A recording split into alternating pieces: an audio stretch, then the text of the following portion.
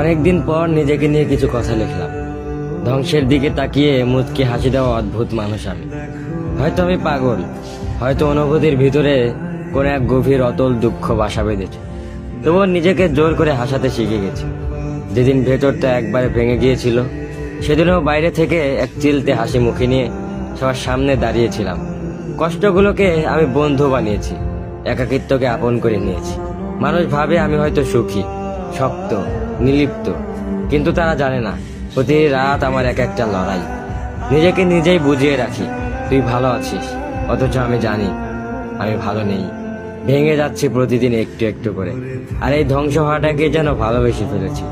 আমি সেই মানুষ যে হার মানার আগে হাসে, কারণ জানি কান্না দেখিয়ে লাভ নেই।